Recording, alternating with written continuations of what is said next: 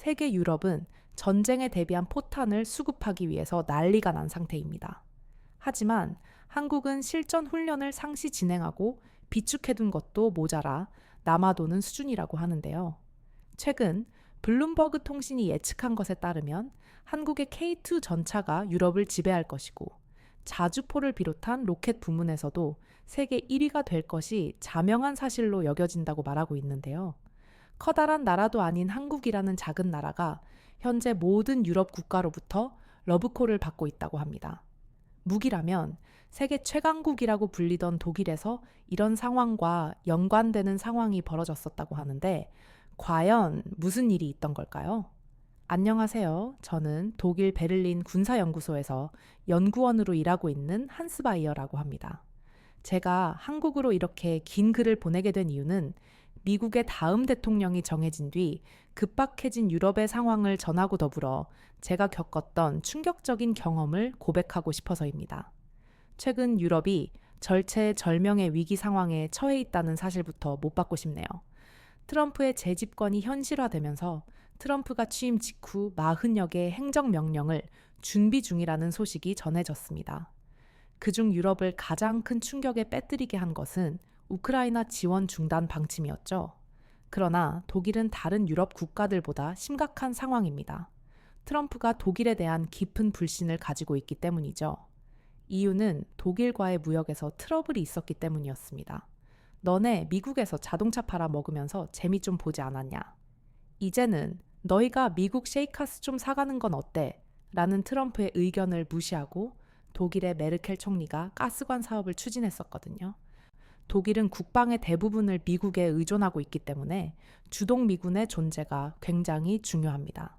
그런데 이런 문제로 인해 트럼프의 지난 집권 때는 주동 미군이 철수 직전까지 갔었고 지금 또다시 그때의 위기가 재현되려는 상황입니다. 이렇게 혼란스러운 현재 상황에 이해할 수 없는 소식이 더해졌어요. 바로 폴란드가 한국의 K2 전차를 180대나 추가 구매한다는 소식이었죠. 일단 한국의 전차를 산다는 것도 이해가 안 됐는데 그게 추가 구매라는 게 더 이상했습니다. 알고 보니 폴란드가 한국으로부터 60조 8,202억에 달하는 무기를 구매했었더라고요. 이 소식을 알게 된 저는 코웃음을 쳤습니다. 아시아의 작은 나라가 만든 전차가 얼마나 대단하겠어? 그래봤자 우리 독일 전차 기술을 일부 모방한 복제품일 텐데 말이야 라고 생각하면서 말이죠. 제 이런 자신감의 근거가 없다고 생각하지 않습니다. 독일의 전차 기술력은 세계 최고였으니까요. 실제로 그 어느 나라도 따라올 수 없다고 믿어 의심치 않았었습니다. 그런 마음이었기에 폴란드 결정에 기가 찼었죠. 한국의 전차가 터무니없이 싸서 싼 맛에 사는가 보다 했을 정도였어요. 그런데 아무리 그래도 그렇지 러시아를 견제한다고 무기를 사들이면서 가성비를 찾다니 안보에 관심이 없어도 너무 없는 게 아닌가 하며 한심하다는 생각도 들었습니다. 그런데 이런 제 생각은 모르고 저희 연구실에 있는 직원 한 명이 불안하다는 표정을 지으면서 이렇게 말하더군요. 요즘 한국산 무기를 찾는 나라가 많아졌다는데 연구원님, 저희는 가만히 있어도 되는 건가요? 저는 직원에게 크게 화를 냈어요. 자네 지금 제정신인가? 우리 독일이 한국산 무기의 의지라도 해야 한다는 거야. 폴란드나 에스토리아처럼 힘도 없고 무기를 만들 능력도 없는 나라들이나 필요한 거지 우리한테는 전혀 필요하지 않아. 그런데 평소라면 대구도 못했을 직원이 오늘만큼은 달랐습니다. 연구원님, 지금 유럽이 돌아가는 게 심상치 않습니다. 폴란드는 이미 K해구 자주포 수백 대와 천무 다연장 로켓까지 계약했고 다른 나라들도 줄을 서고 있는 상황이에요. 심지어 폴란드는 한국에게 탄약 공장까지 세워달라고 요청까지 했다고 하던데요. 이런 현상이 나타나는 데는 다 이유가 있는 게 아닐까요? 안 그러던 직원이 갑자기 정색하며 나오니까 당황스럽기는 했지만 직원의 말에 절대 동의할 수 없었어요. 그 무기라는 건 말이야. 다 정치적인 거야. 폴란드가 한국에서 무기를 수입한 것도 정치적인 결정에 의한 거라고. 두 나라 사이에서 어떤 거래가 오고 갔는지 모르겠지만 정치적인 거래에서 기술적인 면을 논할게 되나? 다른 나라들이 그랬네. 어젠노에 하면서 휩쓸리지 말고 자네 할 일이나 제대로 해. 이후 직원이 영국과 프랑스도 한국 방산기업과 접촉을 시도했다고 하는데요. 라는 말을 덧붙였지만 이미 기분이 상할 대로 상해서 그 얘기에 귀 기울이지 않았어요. 유럽 내 군사 강국이라는 나라들이 한국과 접촉을 했다는 말을 무시하다니 당시 재판단이 얼마나 흐렸는지를 알려주는 증거 중 하나겠죠. 여하튼 저는 어떻게 해야 미군이 독일에 계속 남아있게 할 수 있을까에 대해서만 고민을 했습니다. 그게 독일이 살아남을 수 있는 방법이라고 생각했거든요. 그러던 중 저와 오래전 함께 일했던 마레크에게 연락이 왔습니다. 현재 폴란드 국방부 연구원으로 있는데 왜인지 제 견해가 필요하다고 했죠. 폴란드 군사기지에서 한국의 K2 전차에 시연이 있을 예정인데 이번엔 천무다연장 로켓과 K9 자주포의 통합 운영 시험도 함께 진행될 거라는 소식도 들었습니다. 솔직히 말씀드리면 이 초청을 거절하고 싶었어요. 왜 굳이 내 시간을 낭비해야 하나? 지금 현재 독일의 문제를 해결하는 데도 바쁜데 이렇게 의미 없는 곳에 가야 해? 라는 생각이 들었거든요. 그런데 대뜸 저희 연구소장님이 제 연구실로 들어오시더니 당장 짐 싸지 않고 뭐 하냐고 급박하게 말씀하셨습니다. 저는 그런 의미 없는 곳에 가고 싶지 않다고 말씀드렸죠. 하지만 연구소장님은 지금 뭔 소리야? 우리는 지금 독일의 방어 체계를 완전히 새롭게 구축해야 해. 그리고 나는 그 열쇠가 한국에 있다고 보고 있어. 자네가 가서 한국 무기를 직접 보고 보고서를 올리도록 하게 라며 저를 폴란드로 보내려고 하셨어요. 독일의 방어는 곧 주동미군의 주둔이라는 생각으로 소장님을 설득해 보려고 했으나 대체 뭐에 홀린 건지 제 얘기는 들으려고도 안 하셨습니다. 상사가 하라는데 해야죠. 저는 울며 여자 먹기로 폴란드행 비행기에 올랐고 가는 내내 투덜거렸어요. 그런데 폴란드 군사기지에 도착한 날 잊을 수 없는 충격적인 광경을 목격하게 되었습니다. 제가 군사기지에 도착한 날에는 비가 내리고 있었는데 이런 날씨에는 전차 시연을 하지 않는 것이 상식입니다. 전차의 기동력을 보여주려고 시연을 하는 건데 비가 오면 기동력을 최대한으로 끌어올려 보여주는 게 불가능하니까요. 당연히 시연이 취소될 줄 알고 저를 초대한 마레크에게 간단히 인사만 하고 돌아가려고 했습니다. 그런데 마레크는 시연이 취소된 사람치고 매우 분주하게 움직이고 있었어요. 그는 저를 보더니 환하게 웃으며 다가왔고 이렇게 말했습니다. 한스? 오지 않을 줄 알았는데 와주어서 정말 고마워. 이런 날씨에 자리해 주어서 더 고맙고 오늘 K2 전차를 보고 자네의 전문적인 견해를 들려주리라 믿어. 뭔 소리를 하나 했죠. 시연이 취소되지 않았다는 건가? 당연한 제 질문에 마레크는 의기양양하게 대답했습니다. 맞아, 취소하지 않았어. 그리고 우리는 오히려 비가 와서 다행이라고 생각하고 있네. 비가 와야 K2 전차의 진정한 능력을 볼 수 있으니까 무슨 말인지 당초에 이해가 안 됐습니다. 한국 K2 전차가 잠수함도 아니고 비가 와야 능력을 발휘할 수 있다니 처음으로 한국 K2 전차에 대한 호기심이 생겼고 곧이어 시연이 시작됐습니다. K2 전차는 45도 경사에 진흙탕 산악 지형에서 모습을 드러냈어요. 저는 속으로 생각했습니다. 지금 저걸 넘어가겠다는 건가? 말이 되는 소리를 해야지. 제가 이렇게 생각한 이유는 독일의 러파르트2 때문이었습니다.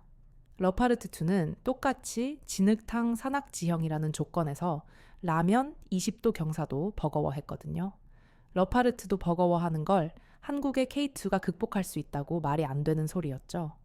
그런데 K2가 움직이자 여유롭게 발을 깎아기며 시연을 보던 저의 자세가 조금씩 달라지기 시작했습니다. K2의 엔진 소리는 놀라울 정도로 조용했고 진흙탕 속에서도 마치 포장 도로를 달리듯 부드럽게 움직였어요.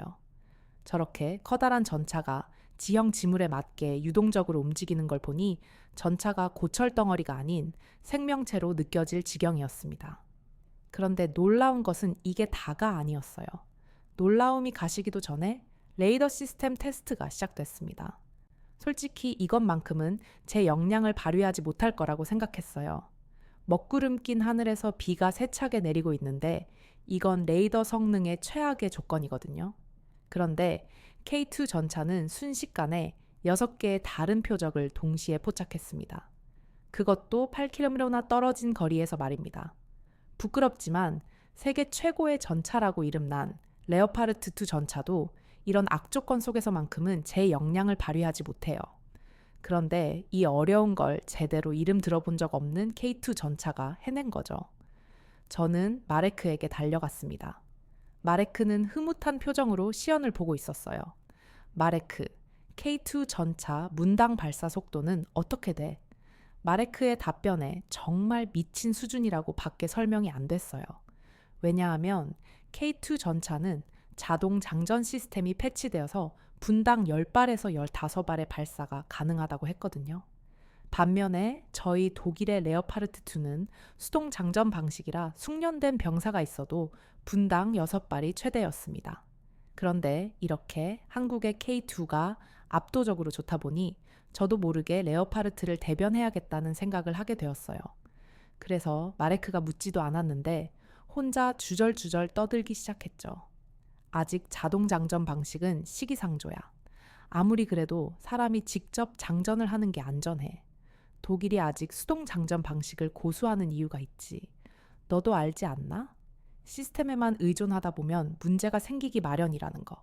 그런데 마레크는 별 걱정을 다 한다는 듯 제 어깨를 툭툭 치며 대답했어요. 한스, 쉽게 믿기 어려운 장면이라는 건 나도 알아. 그런데 K2가 오작동을 했다거나 실수한 적은 단 한 번도 없어. 그리고 수동 장전 방식은 사람의 힘으로 하는 것이기 때문에 숙련된 병사들이 필요하지. 하지만 K2는 아니야. 장전에 공들일 시간에 시스템을 정확하게 익히고 정밀한 타격에 신경을 쓸 수 있어. 그리고 한국인들은 워낙 머리가 좋아서 복잡한 시스템을 완벽하게 다루고 있다네. 관련하기가 없는 승무원임에도 불구하고 말이지. 한국에서 온 조교들이 기술을 전수해주고 있는데 머리 좋은 걸로 유명했다는 우리 군인들은 아직도 헤매고 있어. 마지막 말은 장난하듯 웃으며 한 말이었지만 이게 농담일 뿐이라는 생각은 하지 않았습니다. 순간 울컥하더라고요. 마레크는 제가 아는 그 누구보다 똑똑한 사람이었는데 이렇게까지 한국을 띄워주고 칭찬하는 게 마음에 들지 않았습니다. 마레크 이런 말 해서 정말 미안한 애만 혹시 한국에게서 뭐 받은 거라도 있는 건가? 그렇지 않고서야 자네가 한국을 이렇게까지 칭찬할 이유가 없잖아. 게다가 다른 나라의 전문가들까지 불러서 굳이 이걸 보여주는 데는 이유가 있겠지. 한국 무기의 성능을 보여주고 다른 국가의 구매를 유도하려고 하는 건가? 굉장히 신뢰라는 건 저도 압니다만 당시 저는 이 모든 상황이 이해가 되지 않고 불만스러웠어요. 세계 제1의 전차라고 하면 당연히 레오파르트 2가 언급되어야 하는데 지금 여기에서는 레오파르트 2와 K2 전차를 비교하는 이야기만 난무할 뿐 그 누구도 레오파르트 2의 기술력을 칭찬하지 않았습니다. 전차 강국인 독일의 위상이 이렇게 떨어지다니 이 모든 게 한국 때문인 것 같아 굉장히 불만이었죠. 제 말을 들은 마레크는 정색을 하면서 대답했습니다. 한스 자네, 지금 내가 한국에게 뒷돈이라도 받았다고 얘기하는 건가? 나를 그런 인간으로 밖에 생각 못하다니 정말 실망이네. 나는 우리 유럽 전체를 위해 이 자리를 마련한 거야. 현재 우리 유럽은 자주 국방을 잃어야 해. 대부분의 나라는 나토만 믿고 있겠지. 특히 프랑스는 나토의 독자적 방위 능력을 강조하고 있지만 실제로는 한국과의 연결을 계속해서 시도하고 있어. 이게 무슨 의미겠나? 실제로 전쟁이 나면 나토가 제 기능을 하지 못할 가능성이 높다는 거야. 그리고 독일은 미국에 의지하고 있는데 어찌 될지 모른다며 아직도 현실을 모르겠어? 우리 유럽연합이 살아남기 위해서는 자주 국방을 이뤄내야 하는데 그러기 위해서 필요한 게 한국과의 협력이야. 마레크는 유럽의 안보를 생각해서 각국의 전문가들을 모은 것이었고 유럽 전체가 한국 무기로 무장을 해야 한다고 주장하고 있었습니다. 말도 안 되는 이야기라고 생각했는데 그러기엔 각국에서 모인 전문가들이 바쁘게 자기들끼리 토론을 하거나 회의를 하고 있었어요. 그런 제게 마레크는 또다시 경고 아닌 경고를 했습니다. 분명히 우리 폴란드의 결정을 부러워할 때가 올 거야. 지금이 마지막 기회라는 걸 명심하게 저는 말했어요. 오랫동안 유럽연합에서 함께 해온 우리 독일보다 아시아에 있는 한국이 더 믿음직하다는 말인가? 어떻게 한국을 그렇게 믿지? 이게 제 마지막 말이었는데 마레크는 가볍게 그 말을 무시했습니다. 자네는 한국을 아직도 30년 전 그 나라로 보고 있는 것 같군. 세상은 이미 많이 변했고 한국의 군사력은 세계 최고 수준이야. 고철덩어리에 바퀴 하나 겨우 달아서 움직이게 하는 수준이 아니라고?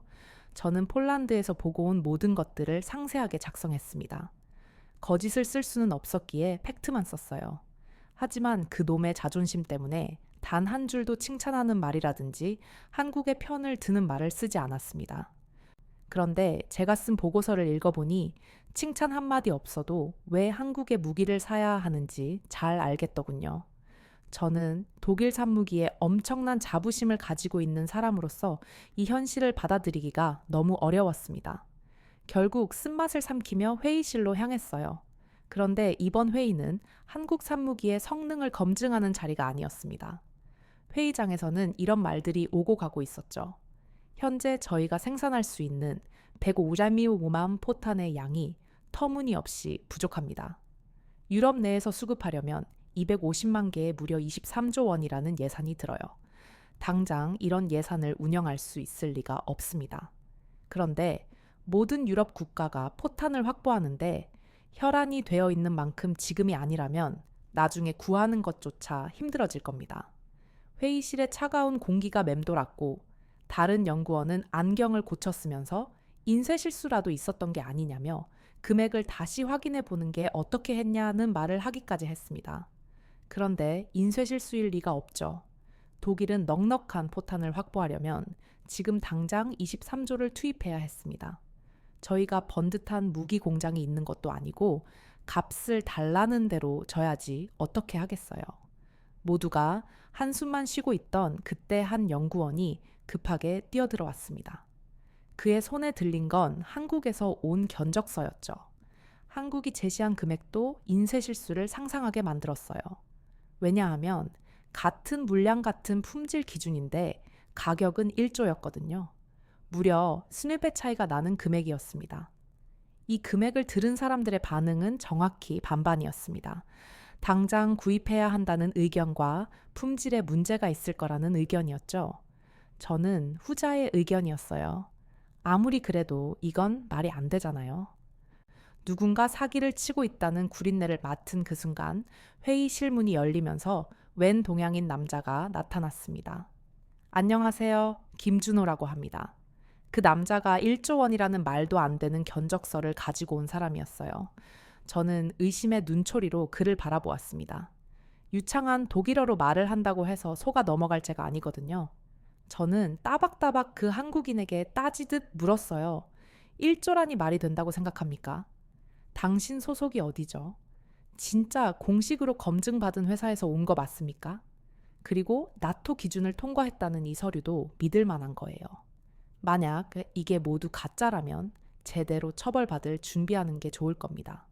김준호 씨는 제 말을 듣고도 눈 하나 깜짝하지 않았습니다.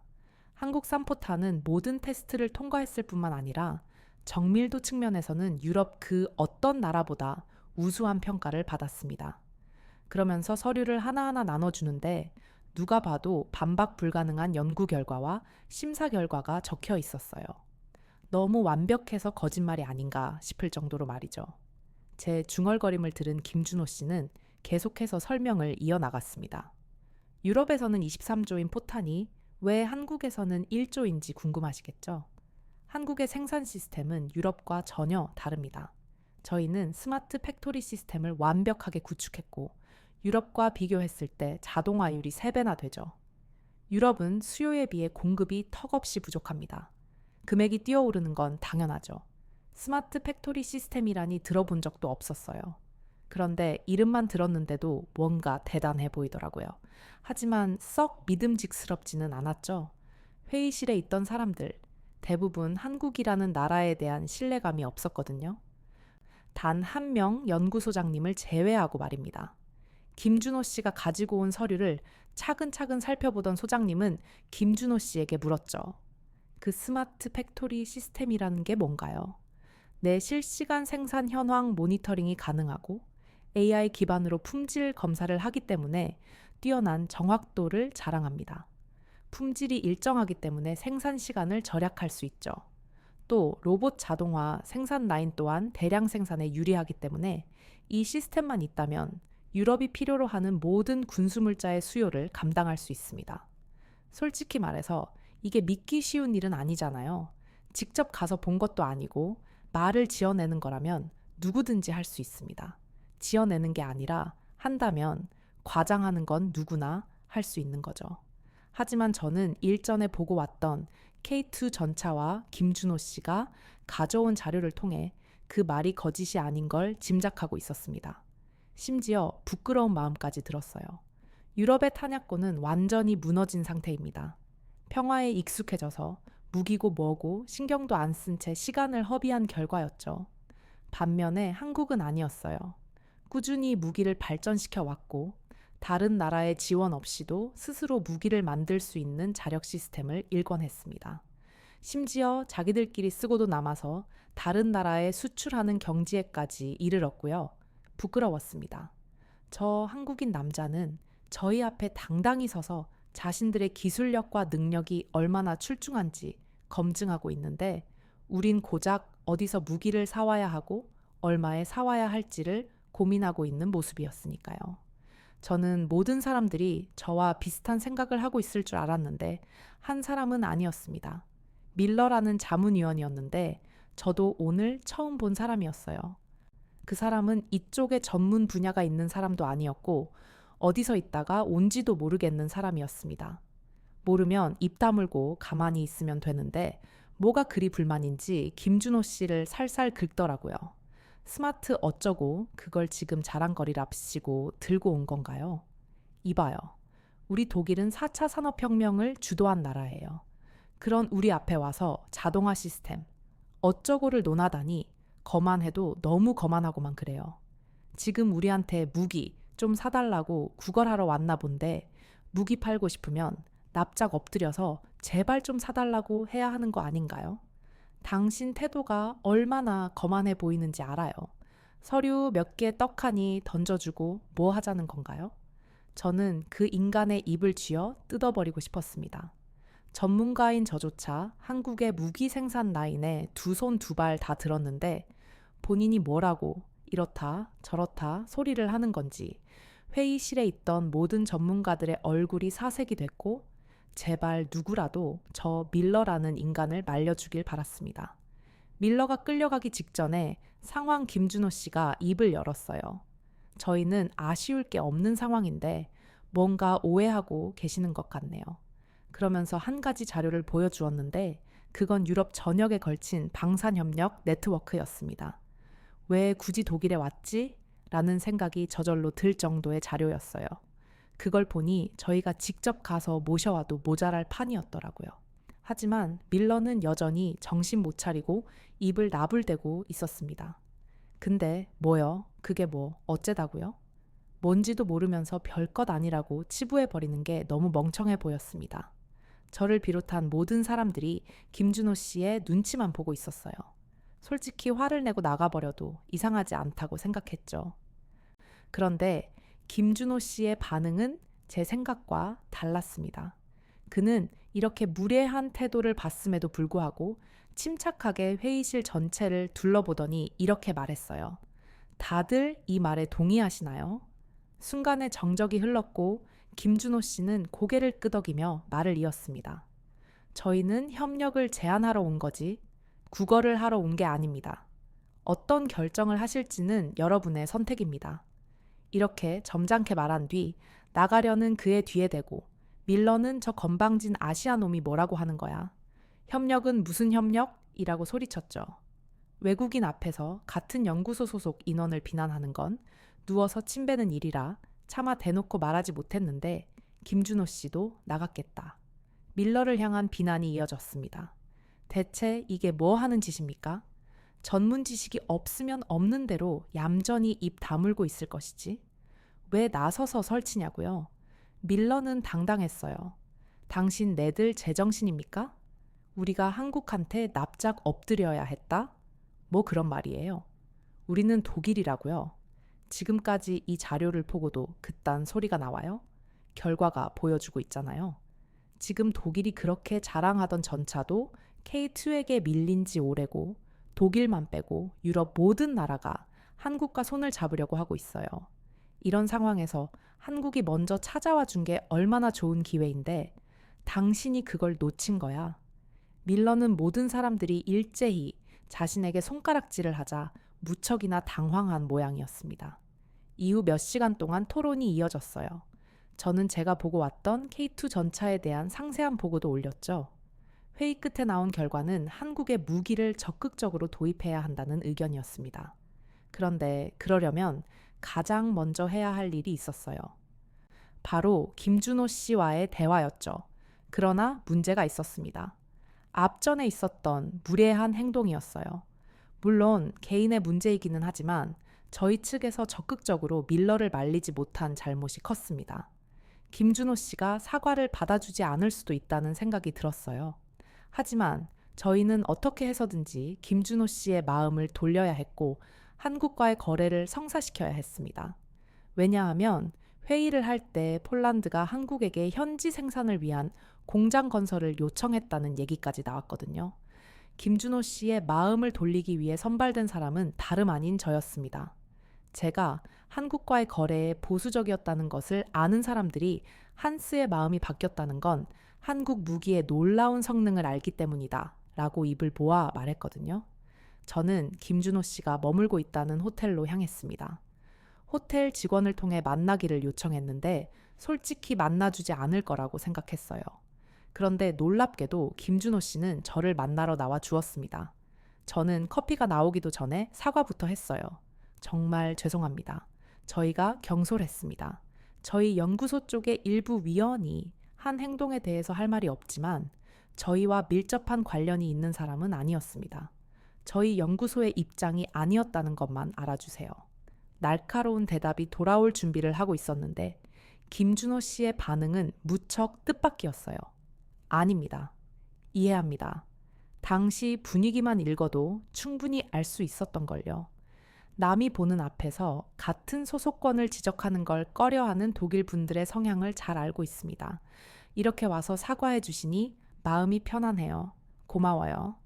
저라면 일단 만나러 나오지 않았을 뿐더러 사과를 하면 그러게 진작에 잘했어야지 라는 반응을 보였을 거예요. 하지만 김준호 씨는 매우 성숙한 태도로 오히려 저에게 감사하다는 말을 전했습니다. 얼마 전까지만 해도 한국이 독일에 비해 뒤떨어지는 나라라고 생각했는데 그 생각이 부끄럽게 느껴질 정도로 김준호 씨의 태도는 남달랐습니다. 분위기가 풀어지고 나니 한 가지 궁금한 점이 떠올랐어요. 왜 굳이 먼저 저희를 찾아왔냐는 것이었죠. 그러자 그는 이렇게 대답했습니다. 전쟁의 위협을 피해갈 수 있는 나라는 없죠. 유럽 국가들도 이번 전쟁을 통해 위기감을 느끼셨을 것이고 말입니다. 그런데 지금으로서 유럽은 위협에 대비할 힘이 없습니다. 물론 어느 정도 시간이 걸리면 충분히 공장도 세우고 무기 개발도 할 수 있겠죠. 하지만 여러분에게 남은 시간은 고작 4년입니다. 미국 대통령의 임기 4년이요. 4년 동안은 안전할 수 있더라도 4년 뒤에는 어떻게 될지 모른다는 게 현재 세계의 상황입니다.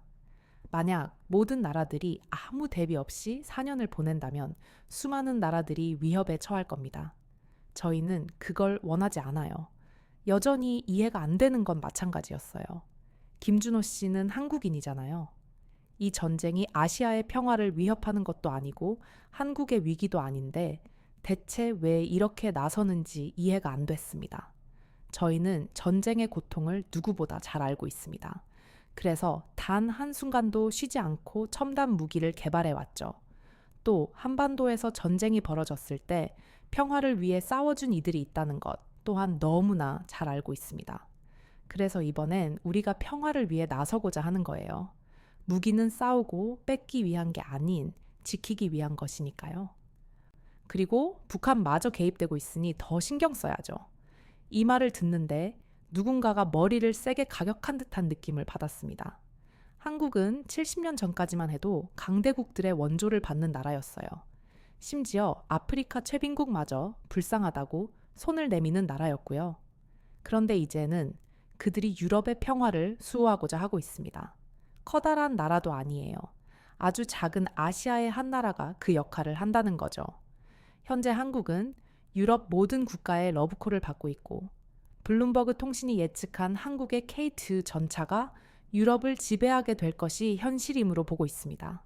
그리고 얼마 지나지 않아 자주포 로켓 부분에서도 세계 1위를 차지할 게 분명하다고 예측하고 있죠. 그 가난하던 나라가 이젠 평화를 위해 힘쓰는 나라가 되었다니 저는 더 이상 한국을 작은 나라라고 생각하지 않습니다. 독일보다 훨씬 큰 잠재력을 가지고 있는 나라이며 주동 미군에게만 의지하고 있던 독일이 손을 잡아야 하는 존재죠. 제 편견 어린 시선을 부끄럽게 만들어준 대한민국에게 감사하고 앞으로도 좋은 협력 관계를 유지할 수 있기를 간절히 바랄 뿐입니다. 안녕하세요. 여우튜브 송은지입니다. 여우튜브와 협업 중인 KS 오토플랜 소개를 잠시 하려고 해요. KS 오토플랜은 취약계층을 돕는 선한 기업입니다. 사회에 도움을 주는 기업과의 협업은 언제든 환영하죠. 구독자분들에게 저렴한 가격으로 차량을 렌트하실 수 있는 혜택을 드리기로 했답니다. 취득세, 자동차세, 정비 비용, 보험료까지 모두 KS 오토플랜이 책임지니 월 저렴한 비용만 내시고 차량을 이용하시면 됩니다. 차량 구매, 장기 렌트, 단기 렌트 모두 다 가능하니까 언제든 차량이 필요할 땐 선한 기업 KS 오토플랜을 이용해 보세요. 많은 분들이 이용해 주신다면 취약계층에 있는 어려운 분들에게도 좋고 이용하시는 분들도 좋고 모두가 다 같이 좋은 일이라고 생각된답니다. 고정 댓글에 이용 방법과 구독자분들의 다양한 혜택 확인하시도록 남겨두겠습니다. 감사합니다. 사랑하는 막내딸을 한국에서 어릴 때 입양했던 미국 프로바이던스 마을에 한 가족이 있습니다. 그런 딸이 성장해 한국의 명문대로 교환 학생을 갔다고 하는데요. 이 가족은 한국으로 인해 저널리스트에 실리며 유명세를 타기 시작했고 많은 사람들의 입에 올랐다라고 하는데 과연 무슨 일이 있던 걸까요? 안녕하세요. 저는 미국 프로바이던스에서 식당을 운영하고 있는 53세 캐롤 무허라고 합니다. 그리고 저는 새 아이의 엄마이기도 하죠. 저는 저의 아이들 모두를 제 목숨보다 사랑하지만 그 중에서도 특히 아픈 손가락이 있습니다. 바로 사랑하는 막내딸 에밀리인데요. 사실 에밀리는 제가 제 배로 직접 나온 딸이 아니에요. 마음으로 나온 아이이고 3살 때 한국에서 미국으로 건너와 저의 막내딸이 되었죠. 에밀리는 백인 가족인 가족들 사이에서 전혀 다른 외모로 자라왔습니다. 그 과정에서 여러 어려움이 있었지만 모든 어려움을 극복했고 미국의 명문 요리학교인 존슨앤웨일스 대학에 입학하는 결과를 만들어냈어요. 그런데 몇 개월 전 에밀리가 조심스럽게 교환 학생에 대한 이야기를 하더라고요. 외국에 있는 학교에서 공부할 수 있는 기회인데다가 생활비, 학비까지 모두 지원해주는 아주 좋은 조건으로 교환 학생을 가게 되었다고요. 저희 가족은 모두 그렇게 좋은 조건인데 당연히 가야지, 고민할 이유가 없는데 가야지 우리 딸이라고 말했습니다. 그런데 에밀리는 우물쭈물하며 쉽게 말을 잇지 못했어요. 그 이유는 바로 에밀리가 가게 된 학교가 한국에 있는 명문 대학이었기 때문이었습니다. 솔직히 말씀드리면 저는 그 소식을 듣고 무척 당황스러웠어요. 저는 에밀리를 버린 한국이라는 나라를 좋게 생각하지 않았거든요. 그래서 에밀리가 한국에 가겠다고 했을 때 조심스럽게 물었습니다. 왜 하필 한국인이 다른 나라는 없었어? 라고 물었습니다. 아무리 명문대라고 하더라도 혹여나 에밀리가 그곳에 가서 상처를 받지 않을지 걱정되었어요. 에밀리의 어린 시절 이야기입니다. 우리 가족이 이런 반응을 보였던 데는 분명한 이유가 있었어요. 그때의 이야기로 잠시 들어가 보면 에밀리는 남들과 다르게 생겼다는 이유로 이방인 취급을 당하며 미국에서 힘든 어린 시절을 보냈었습니다. 그런데 이건 한국에서도 마찬가지일 것 같았어요. 얼굴은 한국인인데 속은 완전히 외국인이니까요.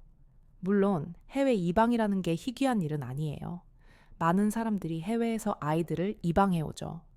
입양을 보내는 사람들은 그만한 이유가 있기 때문에 단순히 에밀리를 이방 보냈다는 사실로 한국을 안 좋게 생각하게 된 건 아닙니다. 문제는 에밀리를 이방하는 과정에 있었죠. 에밀리를 처음 만났던 그날을 잊을 수가 없어요. 드디어 우리 가족의 새 구성원을 만날 수 있다는 생각에 마음이 떨렸죠. 하지만 얼마 지나지 않아 제 기대와는 너무나 다른 현실을 마주하게 되었습니다. 이방센터 직원들의 태도가 무척 차갑고 무감정하게 느껴졌거든요. 그들은 에밀리를 저에게 넘겨주고는 여기 서류에 서명하시면 절차 완료입니다. 라고 말하는 그 목소리와 분위기, 말투 모두가 말이죠. 관계자들은 저희가 에밀리를 안고 나오는 순간까지 안쓰러움을 내비치지도 에밀리에게 어떤 축복도 빌어주지 않았습니다. 그래도 우리 딸을 3살이 될 때까지 돌봐준 사람들일 텐데 어쩜 이렇게 냉정할 수 있는지, 에밀리의 지난 3년은 어땠을까? 과연 따뜻한 사랑을 받으며 자랐을까? 하는 의문이 들 정도였어요. 물론 지금은 왜 그때 센터 직원분들이 에밀리에게도 저희에게도 묵뚝뚝하고 차갑게 했는지 압니다. 에밀리가 한국에 교환 학생을 간다라고 했을 때는 몰랐지만 시간이 한참 흐른 지금은 그 이유를 알고 있거든요. 한국의 그 센터 직원분들은 떠나는 에밀리를 위해서 일부러 차갑게 했던 것이었죠. 저희에게도 말이에요. 최근에 우연히 옛 센터분과 통화를 했던 적이 있는데 수십 년이 지난 지금까지도 에밀리를 기억하고 있었어요. 그러면서 그때 에밀리를 안고 저희가 떠나고 난 뒤에 센터 직원분들은 한참을 울었다고 해요. 에밀리가 좋은 부모님을 새로 만나 행복하게 살게 해달라고 매일 같이 기도했다고도 하셨죠. 여하튼 당시에는 그런 마음을 모르다 보니 한국을 오해한 채 오랜 시간을 살아왔습니다. 에밀리는 금발의 푸른 눈인 우리 가족과는 너무나 다른 외모였기 때문에 저희는 에밀리가 입양됐다는 사실을 숨기지 않았어요. 학교에 가기 전부터 에밀리는 자신이 입양됐다는 걸 알고 있었죠. 하지만 에밀리는 언제나 사랑받는 막내였어요. 에밀리도 그걸 알고 있었기에 자신이 입양되었다는 것을 부끄럽게 여기지 않았습니다. 하지만 학교에 가면서부터 상황이 달라졌어요. 에밀리가 학교에서 겪은 일들은 주로 선생님을 통해 전해 들었습니다. 선생님께 전화가 올 때마다 불안할 정도였죠. 선생님께서 말씀해 주신 바로는 아이들이 에밀리, 넌 어디서 왔어? 라고 물었을 때 에밀리가 프로비던스에서 왔어 라고 대답하면 아이들은 아니, 네가 온 나라 말이야 라고 대묻건 했다고 합니다. 우리 에밀리는 미국 국적을 가진 미국 시민인데 말이에요. 그 애들은 에밀리의 까만 머리와 짙은 눈동자를 보고 미국인이 아니라고 단정지었던 거죠. 더 끔찍한 말들도 있었어요. 내 눈은 왜 그렇게 생겼어? 눈동자가 까매. 꼭 죽은 사람 눈 같아. 넌 왜 쌍꺼풀이 없는 거야? 쌍꺼풀이 없으면 열등한 유전자래. 아시아인들은 다 열등한가 봐. 내 언니 오빠는 엄마 아빠랑 많이 닮았던데 넌 하나도 안 닮았잖아. 솔직히 말해봐. 집에서 소외감 느끼지? 우리 에밀리는 엄마가 상처받을까 봐 이런 일을 당한다고 말하지도 못하고 홀로 끙끙 앓았을 에밀리를 생각하면 지금도 가슴이 찢어질 듯 아픕니다. 한 번은 에밀리의 팔에 손톱 자국이 나 있고 피가 송골송골 맺혀 있더라고요. 저는 학교 아이들이 언어로 괴롭히는 건 이상의 짓을 한 줄 알고 정말 많이 놀랐습니다. 그런데 그건 에밀리가 자신의 피부를 하얗게 만들려고 몸을 미친 듯이 긁어낸 결과였어요. 에밀리는 울면서 말했습니다. 엄마, 나도 우리 가족들처럼 피부가 희면 좋겠어. 나는 왜 언니 오빠 엄마 아빠와 다른 거야? 이럴 때면 저는 내가 에밀리를 괜히 미국으로 데려온 게 아닐까? 그냥 한국에서 다른 부모에게 입양되도록 하는 게 낫지 않았을까? 라는 죄책감 같은 어린 생각을 하기도 했습니다. 그러나 놀랍게도 에밀리는 이런 차별에도 불구하고 한국을 미워하지 않았어요. 오히려 자신의 뿌리에 대해 더 알고 싶어 했죠. 에밀리는 종종 엄마, 내가 태어난 곳이 어떤 곳인지 정말 궁금해요 라고 말하곤 했습니다. 그럴 때마다 저는 어떻게 대답해야 할지 몰라 당황스러워 했어요. 그러나 제가 불편한 기색을 내비치자 에밀리는 크면서 한국 문화나 음식을 점차 거부하기 시작했어요. 그땐 저에게 한국에 좋은 감정이 없었으니까요. 시간이 흐르고 에밀리가 초등학생 때 한국의 이미지는 에밀리가 고등학생이 되었을 무렵 미국에서 한국의 위상이 훨씬 높아졌을 겁니다. 그래서인지 1등을 놓치지 않는 에밀리를 향해 사람들은 입을 모아 에밀리의 피에는 한국인의 DNA가 있어서 그래, 한국인들의 평균 IQ는 세계 1, 2위를 다투는 수준이라지 역시 한국인들 공부머리는 알아줘야 해 라고 말했습니다. 근데 에밀리는 이 말을 듣고 싶지 않아 했어요. 늘 저에게 와서 엄마, 저는 한국인이 아닌데 자꾸 제가 한국인이라서 공부를 잘하는 거래요. 정말 듣고 싶지 않아요. 이렇다 보니 저희 집안에서 한국이라는 나라는 금기어가 되었습니다. 물론 에밀리가 성장할수록 에밀리도 자기의 뿌리를 알아야 하지 않을까라는 하게 되기는 했어요. 에밀리가 상처받더라도 자신의 뿌리를 직면하고 받아들이게 해야 하지 않나 하는 고민을 하기 시작한 거죠. 하지만 저는 너무나 부족한 엄마라서 에밀리가 더 이상의 상처를 안 받았으면 하는 마음에 애써 한국과 관련된 이야기를 무시하려 했던 것 같아요. 참 미련한 생각이었죠. 그렇게 시간이 흘러 에밀리는 존슨앤웨일스 대학에서 식품 외식 창업을 전공하게 되었습니다. 솔직히 저도 그렇고 모두가 의아해 했어요. 너처럼 성적이 좋은 애가 의사나 변호사가 되지 않고 왜 식품 요리 쪽으로 가는 거야? 라고 묻기도 했습니다. 존슨앤웨일스 대학이 명문대이기는 하지만 하버드나 옥스퍼드 정도는 아니거든요. 하지만 에밀리는 저희 부부의 식당에서 일손을 도우면서 있는 그대로의 모습을 인정받았던 경험을 한으로 항상 이 길을 꿈꿔왔다고 했습니다. 음식을 먹는 사람은 자신의 얼굴을 보는 게 아니라 음식을 보기 때문에 요리사의 외면은 상관없이 음식의 맛만으로 승부를 보는 게 요리의 매력이라고 말하더군요. 저희의 가게를 이어받아서 가게를 크게 키우겠다고 호언장담하는 에밀리의 눈이 반짝반짝 빛나는 모습에 외식 창업 전공을 하는 것을 허락했습니다. 그런데 에밀리는 수석으로 입학했음에도 불구하고 간혹 학교 생활에서 불편함을 느꼈어요. 매 수업 시간마다, 매 실습 시간마다 한국 음식이 꼭 하나씩 등장했기 때문이었죠. 게다가 학생들은 한국 음식이 나올 때마다 당연하다는 듯이 에밀리에게 음식의 맛을 물었어요. 한국인 입장에서는 맛이 어때? 라고요. 에밀리가 나는 미국인이다 라고 말해도 소용없었습니다. 이런 상황에서 한 번은 어떤 일이 있었냐면 저희 지역에서 세계 음식 문화와 현대 요리의 유합이라는 이름의 심포지엄이 열린다는 소식을 들었습니다.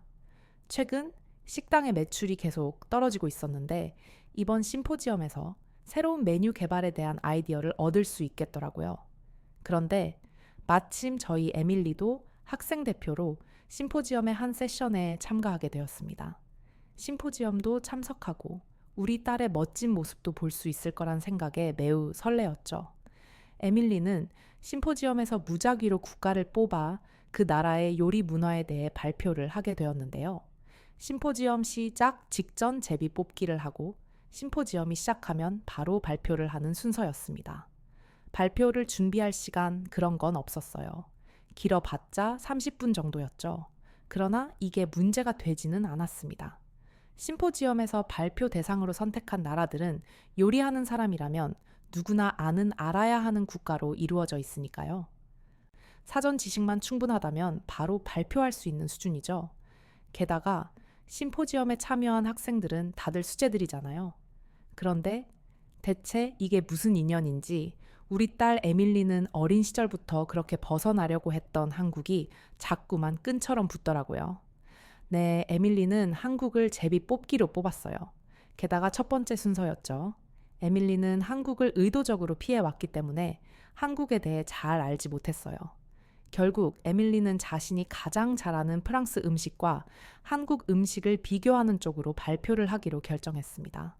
어두운 표정의 에밀리를 애써 외면하고 있는 제 안에 양심이 또다시 고개를 들더라고요. 내가 과거의 기억에 사로잡혀서 에밀리가 편파적으로 세상을 바라보게 된 건 아닐까. 내가 과거의 기억을 내려놓고 한국에 대해 좀 더 열린 교육을 했다면 에밀리가 지금 저렇게 불안해하지 않을 수 있지 않았을까. 와, 같은 생각 때문에 괴로웠죠. 발표 순서가 되자 에밀리는 깊은 한숨을 내쉬고 단상에 올랐습니다. 에밀리는 저는 프랑스와 한국의 음식 문화를 비교해 보았습니다. 라고 말하며 발표를 시작했어요. 그러면서 프랑스 요리의 우수성을 강조했죠. 당당하게 프랑스 요리의 오랜 역사와 세계적 명성을 말하는데 단상에 올라가기 전 엄마, 제가 말하는 걸 반박할 사람은 없을 거예요. 라고 했던 에밀리의 말과 표정이 생각나면서 약간은 안도하는 마음이 들더라고요. 에밀리는 아주 자연스럽게 프랑스와 한국을 비교하기 시작했습니다. 프랑스 음식은 엄청난 테크닉을 필요로 합니다. 복잡하고 정교한 조리 기법을 통해 소스를 만들기도 하고 다른 나라에서는 생각하지도 못한 저온 조리법을 시도한 나라이기도 하고요. 하지만 한국 음식은 프랑스에 비해 훨씬 단순합니다. 재료를 굽거나 끓이는 것 뿐이니까요. 아주 원시적인 형태의 요리 방법이라고 할 수 있습니다. 그에 반해 프랑스는 아주 다양한 재료를 사용합니다. 수백 가지의 치즈를 사용하고 와인이나 향신료 등 고급진 재료를 통해 풍부한 맛을 만들어내고요. 그에 반해 한국 음식은 매운맛, 짠맛 위주입니다. 한국 식품회사에서 만든 매운 라면이 판매 금지된 사건은 다들 아시죠? 자극적이기만 하고 맛에 대한 고집은 없는 게 제가 아는 한국 음식의 실체입니다. 저는 저의 자랑스러운 딸 에밀리가 박수를 받을 줄 알았어요. 강사로운 교수님께도 칭찬을 받을 줄 알았죠. 그런데 교수님의 표정이 심상치 않아 보였어요. 그는 차가운 목소리로 에밀리에게 말하기 시작했습니다. 에밀리 학생이 찾아본 한국 음식의 특징은 그게 전부인가요? 인자하기만 보였던 교수님의 차가운 목소리를 들으니 엄마인 제가 다 떨리더라고요. 에밀리는 괜히 혼이 날 것 같았는지 갑자기 한국을 더 깎아내리는 발언을 하기 시작했었어요. 한국은 본인들이 차가 나요. 만든 음식이 없는 걸로 압니다. 교수님, 김치도 중국의 파우치아이를 변형하여 만든 것이고 김밥과 같은 음식도 사실 일본의 음식에서 차가 난 걸로 알아요. 요리하는 사람 입장에서 잘못되었다고 봅니다. 그런데 이 말을 꺼내자 강의실의 공기가 차가워지더니 교수님의 표정이 더 안 좋아지기 시작했습니다. 그리고 교수님은 딸을 꾸짖듯이 말씀하셨어요. 누가 그런 소리를 하죠? 혹시 인터넷 커뮤니티 같은 걸 본 건 아니겠죠? 저는 놀랬습니다. 어딜 가든 수제 소리를 듣던 우리 딸 에밀리가 인터넷에 떠돌아다니는 내용만 가지고 이야기할 거란 생각은 전혀 못했거든요. 당연히 정확한 자료 조사를 했을 거라고 생각했기에 에밀리가 발표를 끝으로 칭찬받을 거라 생각했던 것이었습니다. 그런데 아무 말도 못하는 에밀리를 보니 정말 인터넷 커뮤니티를 참고했나 보다 싶더라고요. 대학생이, 그것도 존슨앤웨일스라는 명문대에 다니는 학생이 제대로 된 자료조사도 하지 못하는 실정이라니 정말 경악을 금치 못하겠네요. 대체 중국의 파워 차이가 김치라는 주장은 어디서 나온 건가요? 중국인들이 외국 사이트를 돌아다니며 다른 나라의 문화를 자기들 것이냐고 우긴다던데 에밀리 학생이 봤다는 그 내용은 중국인들이 퍼뜨린 가짜 뉴스임이 틀림없네요. 김치는 한국 고유의 음식입니다. 그리고 김치 안에 있는 효소와 유산균이 사람에게 무척 좋다는 건 이미 많이 알려진 사실이고요. 그래서 김치를 한 번이라도 먹어본 사람이라면 김치가 한국 음식이라는 걸 분명히 알고 있어요. 그리고 비교를 하려면 제대로 검증된 자료를 가져왔어요.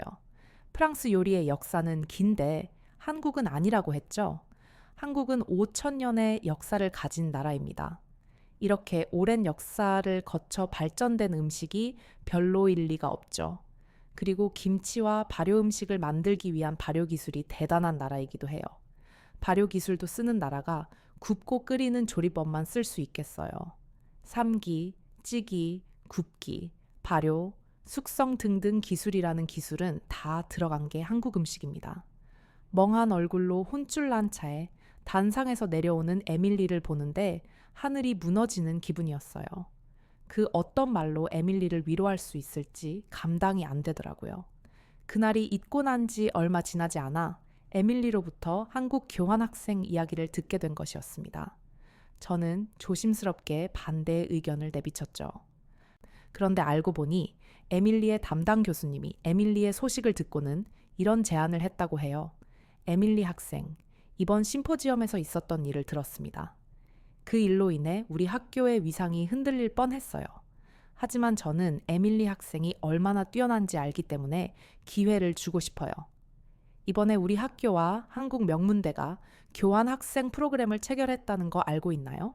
이 교환학생 프로그램을 다녀와서 직접 본 것을 가지고 학생들 앞에서 다시 발표하세요. 그리고 요리사는 음식에게도 재료에게도 편협한 시각을 가져서는 안 된다는 것을 깨닫고 오길 바래요. 교수님에게 이 말을 들었다고 하니 무작정 한국에 교환학생으로 가는 것을 반대할 수만은 없었어요. 이젠 정말 제 마음속에 양심의 말에 응답할 때라고 생각했죠. 저는 저희 딸 에밀리에게 솔직하게 말했습니다. 에밀리, 사랑하는 우리 딸, 엄마는 어린 네가 한국에 대해 궁금해한다는 걸 알았어. 그런데 너를 데려오는 과정에서 경험했던 한국의 냉정한 모습에 실망한 내 감정이 내게 독이 된 것 같아. 네가 한국에 안 좋은 감정을 가지게 되었다면 진심으로 사과할게. 부디 한국에 가면 우리 딸이 태어난 국가와 우리 딸이 가지고 있는 피의 나라인 한국의 뿌리를 경험해보고 오렴. 엄마는 늘 널 지지할게. 그런데 교수님이 교환학생을 다녀오라고 했다길래 저는 당연히 에밀리가 갈 수 있을 줄 알았어요. 그런데 면접을 봐야 한다고 하더라고요. 게다가 수백 명의 학생들이 이 프로그램에 지원을 한 상태였습니다. 에밀리를 학교에 데려다 주면서 슬쩍 봤는데 대학 입학을 확정짓는 면접 때보다 심한 긴장감이 맴돌더라고요. 심지어 면접을 망쳤다며 우는 학생들도 있었습니다. 그만큼 한국으로 가는 교환학생 경쟁은 어마어마했죠. 저는 한국의 인기가 과거에 비해 엄청나게 높아졌다는 걸 말만 들었지 이 정도일 줄은 상상도 못했어요. 그리고 이렇게 한국에 가길 원하는 간절한 사람이 많은데 과연 에밀리가 한국에 갈 수 있을까라는 생각을 하게 될 정도였죠. 그런데 정말 다행히도 에밀리는 한국에 가게 되었습니다. 저는 에밀리가 됐구나, 좋은 소식이다 정도로 생각했는데 주변이 난리더라고요. 저희 집에 놀러 온 에밀리의 친구는 호들갑을 떨면서 세상에 에밀리, 네가 한국에 가는구나. 가서 나 대신 꼭 한강이라는 데를 가죠. 거기서 라면도 먹고 피크닉도 한다는데 제발 그걸 나 대신 경험해줘. 에밀리, 너 한국 드라마 봐. 한국 남자 연예인들이 그렇게 잘생겼던데 너도 가서 잘해봐. 운명의 짝을 만날 수도 있잖아 라고 하더라고요. 에밀리에게 한국에 가는 게 기대되지는 않는지 넌지시 물었는데 기대는 별로 안 되고 요리사는 모든 음식에 열려 있어야 한다는 교수님의 말에 동의하기 때문에 가는 것이라고 하더라고요. 그런데 한국에 가기 며칠 전 일이 터졌습니다. 에밀리가 계단에서 구르는 바람에 다리가 부러진 것이었어요. 비자 문제 때문에 제 날짜에 한국에 들어가야 하는 상황이었고 저는 긴급 비자를 신청하여 에밀리를 데리고 함께 한국으로 가게 되었습니다. 인천공항에 발을 띄는 순간 낯선 긴장감이 온 몸을 감싸더라고요. 그동안 회피했던 나라를 제 발로 디뎠으니 그랬던 것 같았죠. 택시를 타고 서울로 향하는 길, 창밖으로 보이는 도시의 모습은 제가 상상했던 것과는 달랐습니다. 높은 빌딩들과 화려했던 조명들과 분주히 오가는 사람들의 모습이 마치 뉴욕을 보는 것 같았죠. 분명 제가 남편과 한국에 입양을 위해 방문했을 때와는 완전하게 달라져 있었어요. 고작 15년 정도 지났을 텐데 꼭 다른 나라 같은 기분이었습니다. 한국을 보던 에밀리는 이렇게 잘 사는 나라면서 왜 나를, 그것도 미국같이 먼 나라에다 버린 거야? 라고 말하며 복잡한 마음을 내비치더라고요. 보통 못 사는 개발도상국에서 해외로 입양을 많이 보내잖아요. 그래서 그런 말을 하는 에밀리에게 이야기해줬죠. 에밀리 정말 한국이 많이 변한 것 같아. 물론 너를 처음 입양하러 왔을 때 한국도 훌륭했는데 지금은 미국보다 더 선진국 같아 보여. 저는 대학 기숙사에 에밀리의 짐을 내려다 놓고 에밀리가 앞으로 지내야 하는 동네를 살펴보기 위해 밖으로 나왔습니다. 대학과 주변은 밤늦도록 활기차더라고요. 시골 지역에서 나고 자란 제게는 익숙해지기 좀 어려운 분위기였죠. 게다가 저는 나이도 있잖아요. 그래서 왁자지껄 떠드는 소리를 피해 골목으로 들어갔습니다. 솔직히 미국이었다면 생각도 못할 행동이죠. 밤늦게 나가는 것도 그렇고 여자 혼자 골목으로 들어가는 건 더더욱 그렇고요. 그런데 정말 그때 한국을 크게 오해할 뻔했던 일을 겪었습니다. 번화가를 지나 아주 외진 골목까지 걷게 되었어요. 우리 딸이 지낼 주변을 분명 내 눈으로 다 확인하고 싶었던 엄마의 마음 때문이었을 거예요. 그런데 외진 골목에 작은 오토바이가 있었고 그 오토바이에 걸터 앉아 있는 남성과 담벼락 아래 앉아 있는 남성을 보게 되었었어요. 그 남성들은 입에 담배를 물고 있었고 노란 머리에 저를 위아래로 훑어보더군요. 가던 걸음을 멈추고 너무 겁이 나 다시 돌아가려는데 그 남성들이 헤이 헤이 하면서 저를 부르는 소리를 들었습니다. 얼마나 무섭든지 발걸음을 재촉하며 돌아 나오려 했어요. 그때 멀리서 다른 한국인 남성 두 분이 제 앞에 걸어오는 게 보였죠. 처음에 저는 그들이 한패인 줄 알았습니다. 그런데 그 두 분은 빨간색 경광봉을 들고 저에게 다가와 괜찮으세요라며 영어로 묻더군요. 그리고 가시는 길까지 함께 걸어갈게요. 저와 함께 길을 걸어준 두 남성분들은 저에게 손수건을 주시면서 식은 땀을 흘리던 제게 닦으라며 건네주기까지 했습니다. 영어를 워낙 잘하셔서 저는 감사 인사를 하며 이렇게 말했어요. 오늘 저희 딸이 한국에 교환 학생으로 왔어요. 우리 딸이 지내야 하는 곳은 어떤 곳인지 살펴보려고 나왔다가 이런 일을 겪어서 좀 겁이 나네요. 한국은 치안이 굉장히 좋은 나라로 알고 있었는데 모든 한국인 분들이 착하고 그런 건 아닌가 봐요. 라고 말하자 저를 도운 두 남자가 고개를 갸웃거리더라고요. 그러면서 깜짝 놀랄 말을 하더라고요. 저 사람들은 한국인이 아니라 조선족이에요. 조선족이라는 단어를 처음 들어봤어요. 저를 도와준 남성의 이야기를 들어보니 한국에서 조선족의 문제가 꽤 심각하더라고요. 그들은 한국어를 사용하고 한국인의 외형을 하고 있지만 중국에서 교육을 받았고 중국 본토 태생이다 보니 그 속은 중국인과 다름없다라고 했습니다. 과거에는 한민족이라는 이유로 조선족을 같은 한국인처럼 되었지만 불법 체류를 하거나 불법 체류를 한 사람들을 돕거나 온갖 강력 범죄의 범인으로 지목되면서 조선족에 대한 인식이 안 좋아졌다고 해요. 실제로 조선족이 저지른 범죄 이야기를 들어보니 끔찍하더라고요. 그런데 정작 조선족들은 자기들이 저지른 일들은 생각도 안 하고 한국인들이 자신들을 차별한다고 이야기한다고 합니다. 오늘 제게 한 짓이 부끄러운 행동이라는 걸 안다면 결코 그런 말은 못할 텐데 아무래도 기본적인 시민의식이 장착되어 있지 않은 것 같더라고요. 그 이후로 에밀리와 3박 4일을 함께 지내며 한국에 대해서 여러 가지 경험을 했습니다. 하지만 첫날의 조선족 사건 이후로는 모든 게 완벽했죠. 저희 딸도 생활하기 너무 좋다고 했었습니다. 그렇게 저는 에밀리를 한국에 둔 채로 다시 미국으로 돌아왔습니다. 돌아온 뒤 정말 매일 같이 에밀리와 통화를 했는데 한국에 대한 에밀리의 감정은 매일매일 달라졌어요. 물론 좋은 쪽으로요. 엄마 솔직히 누가 봐도 한국인인데 한국어도 못하고 한국 문화도 모르는 저를 이방인처럼 생각하고 배척하면 어떡하나 싶었어요. 미국에서는 늘 그랬잖아요. 근데 한국 친구들은 전혀 안 그래. 3살에 미국으로 이방을 갔다는 얘기를 친구들한테 했었는데 듣고는 네가 미국에서 자랐어도 우리는 같은 한국인이야 라고 말해줬어요. 그러면서 에밀리는 미국에 있는 언니 오빠처럼 한국에도 형제 자매가 생긴 것 같다며 매우 기뻐했습니다. 게다가 그 친구들은 미국에서 괴롭힘을 당했다는 이야기에 진심으로 함께 가슴 아파해 주었다고 하더군요. 그러면서 에밀리를 데리고 정말 많은 것들을 경험하러 다녀주었다고 해요. 친구들과 한국 방방곡곡을 다니는 게 얼마나 즐거운지 학기를 마치고 방학이 되었는데도 안 온다길래 제가 직접 한국으로 가겠다고 하고는 한국으로 향했습니다. 도착한 한국에서 만난 우리 딸 에밀리를 마주했더니 정말 그 사이에 얼굴이 폈더라고요. 넌 엄마 생각 하나도 안 났지? 라고 물으니 에밀리는 엄마 생각이 안 나길요. 엄마한테 꼭 경험시켜주고 싶은 게 있었어요. 라며 저를 한 식당으로 데려갔습니다. 에밀리는 김치찌개라는 것을 시켜주었는데요. 에밀리가 데려간 식당에서 김치찌개를 처음 보고 경험했을 때의 충격이 아직도 생생할 정도예요.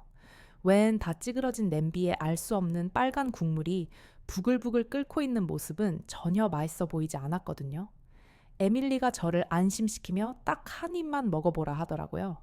빨간색의 약간 눅진한 국물, 그리고 그 안에 가득 담긴 김치 건더기들이 마치 지옥불에 떨어진 썩은 음식 같았습니다. 야채 수프면 야채만 있어야 하는데 에밀리가 먹어보라던 그 김치찌개는 왠지 손이 가지라 놨거든요. 저는 울상을 하며 에밀리에게 에밀리 내 마음은 알겠는데 엄마는 도저히 못 먹겠어 라고 말했습니다. 하지만 에밀리는 자신도 같은 생각이었는데 한 입만 먹으면 생각이 바뀐다며 제발 딱 한 번만 도전해보라고 하더라고요. 저는 심호흡을 하고 한 숟가락을 떠먹었습니다. 딸 소원 한번 들어준다는 생각으로 말이죠. 그런데 정말 한 입 먹자마자 인생을 손해본 것 같더라고요. 에밀리는 거봐, 맞지? 라는 표정으로 의기양양하게 저를 바라보고 있었고, 저는 김치찌개를 시작으로 계란찜, 온갖 나물 반찬까지 섭렵하며 한정식 한 상을 마음껏 즐겼습니다. 그날 이후 저는 완전히 한식에 빠져버리게 되었어요. 왜 심포지엄에 왔던 교수님이 프랑스 음식과 한국 음식을 비교했을 때 그토록 민감하게 구셨는지 이해가 되더라고요. 한식처럼 손이 많이 가고 복잡한 요리는 없을 거예요. 그리고 장류나 소스가 굉장히 다양해서 감칠맛이 대단했고요. 프랑스에도 다양한 소스와 향신료가 있지만 사실 한 가지 요리에 많은 재료가 들어가지는 않습니다.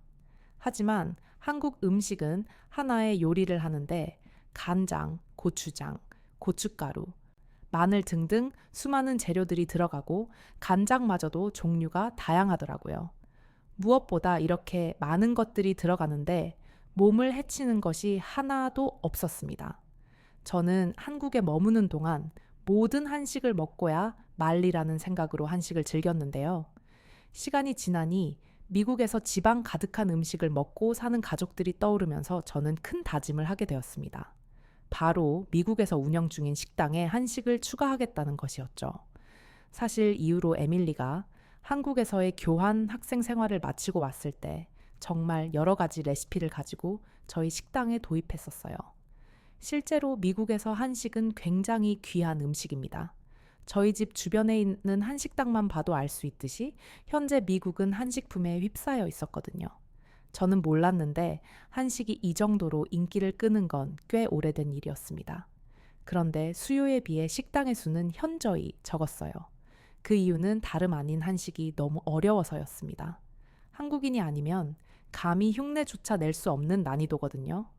간장이 뭔지도 모르고 국간장과 진간장의 차이도 모르는 사람들이 어떻게 한식을 하겠어요? 외국인이 대충 흉내낸 김치찌개 드셔보신 적 있나요? 그냥 배추를 빨간 국물에 풀어놓은 수준이에요. 그런데 한국에서 돌아온 에밀리가 자신이 가장 인상 깊게 먹었던 음식이라며 한국의 육전, 동그랑땡, 떡갈비, 삼색전, 갈비찜, 정말 태어나 처음 본 음식들을 차려 앞에 선보였습니다. 그날 저희 가족들은 에밀리가 차려준 음식들에 정말 눈물까지 흘리며 먹을 정도로 정말 맛있게 먹었었어요. 에밀리는 엄마, 아빠가 하는 가게에 이걸 팔면 좋을 것 같다며 음식 만드는 법을 알려주었어요. 그런데 정말 기적 같은 일이 벌어졌어요. 간판도 바꾸지 못하고 가게 창문에 코리안 푸드라고 적은 종이만 붙여놨을 뿐인데 손님들이 미친 듯이 몰려오더라고요. 게다가 이건 일회성이 아니었습니다. 어제 왔던 손님이 오늘도 오고 내일도 오고 입소문이 나면서 2달 만에 기본 웨이팅이 2시간 이상일 정도로 인기 있는 가게가 되었어요. 오는 손님들마다 극찬을 아끼지 않았죠. 이렇게 풍부한 맛은 처음이에요. 특히 갈비찜의 매콤한 맛과 달콤한 맛의 조화는 완벽해요. 정말 특별한 맛이네요. 모든 재료의 맛이 조화롭게 어우러졌다는 게 한식의 특징인 거죠. 그 어떤 재료도 과하지 않고 따로 노는 게 없어요. 정말 훌륭해요. 난리가 났었습니다. 우리 가게는 문전성시를 잃었고 한국에서의 생활을 마치고 학교에 복귀했던 저희 딸도 굉장히 우수한 성적으로 학교를 졸업했었습니다. 사실 이 모든 게 한국 덕분이었죠. 그것도 모자라 한 저널리스트에 저희 가게가 소개되면서 손님들은 더욱 몰렸고 가게를 리뉴얼한 지 4달 뒤 그 저널리스트에 실렸던 잡지를 시작으로 미슐랭 가이드까지 찾아왔었습니다. 이런 덕분에 큰 돈을 벌 수 있었고 우리 가게는 더욱 큰 곳으로 확장까지 할 수 있었어요. 에밀리는 한국에 있는 친구들과 한국의 문화, 음식을 경험하면서 자신의 마음속 깊이 자리 잡았던 한국에 대한 오해가 사라졌다고 말했습니다. 에밀리는 시간이 날 때면 한국을 찾아갑니다. 자신이 태어난 조국에 많은 애정이 간다고 했습니다. 그러면서 얼마 전 자신을 입양 보냈던 기관에 스스로 찾아갔다고 해요. 에밀리가 그곳에서 냉대를 받지 않을까봐 걱정했는데 정말 놀라운 소식을 들었습니다. 에밀리를 보자마자 입양시설의 원장님이 너 수연이 아니니? 라며 에밀리의 한국 이름을 부르시더라고요. 3살 백이 아이가 22살이 넘어서 왔는데 그걸 알아보신 거였죠? 그러면서 눈물을 뚝뚝 흘리시는데 에밀리도 똑같이 눈물을 흘리며 오랫동안 남 모르게 쌓였던 상처를 모두 풀어냈습니다. 선생님에게 왜 자신이 떠날 때 그리 차갑게 굳었냐고 물어보니 선생님은 이렇게 말씀하셨다고 해요. 지금까지 수많은 아이들을 입양 보냈었지. 아이들이 떠날 때 매몰차게 굳지 않으면 이 일을 오래 하지 못할 거라는 걸 알았어요. 처음 이 일을 했을 때는 한 아이를 보내고 한 달을 울었단다. 내가 그리 매몰차게 굳었어도 나는 항상 내가 입양 보낸 아이들을 기억해. 나는 에밀리, 아니 수연아. 네가 처음 걸음마를 시작했을 때조차 기억하고 있단다. 이 말을 전해 듣는데 너무너무 미안하더라고요. 그래서 센터 직원분들과 에밀리 덕분에 통화를 할 수 있었고 제가 그동안 얼마나 오해를 하고 살았는지 알게 되었었어요. 에밀리는 자신이 이방인이라는 생각을 더 이상 하지 않는답니다. 미국에서도 미국인으로서 당당하고 또 한국의 피를 가진 에밀리는 조국에 대한 깊은 애정으로 한국을 고향으로 생각하고 있죠. 저는 만약 에밀리가 한국의 피가 아닌 다른 중국이나 다른 동남아시아 국가의 피를 가진 아이였다면 이렇게 성장하지 못했을 거라고 확신합니다. 한국은 저의 가족과 제 딸에게 큰 기회를 준 고마운 나라입니다. 한국에서 정말 귀하고 소중한 보물 저희 딸을 제가 품을 수 있게 해주셔서 정말 감사한 마음이 전부이죠. 늘 고맙습니다. 한국은 저의 영원 같은 곳입니다. 고맙습니다. 네, 오늘 사연 여기까지입니다. 미국으로 이방 갔던 우리 수연 씨가 잘 성장해서 한국과 다시 인연이 되셨군요. 수연 씨는 한국의 피를 가진 한국인이 맞습니다. 앞으로 행복한 날만 가득하시길 바래요. 사연 어떻게 들으셨나요? 사연이 좋으셨다면 구독과 좋아요 부탁드립니다. 그럼 지금까지 사연을 전해드린 연구투로 성은지였고요. 저는 더 좋은 영상으로 찾아뵙겠습니다. 고맙습니다. 그리고 구독자분들 모두 감사합니다.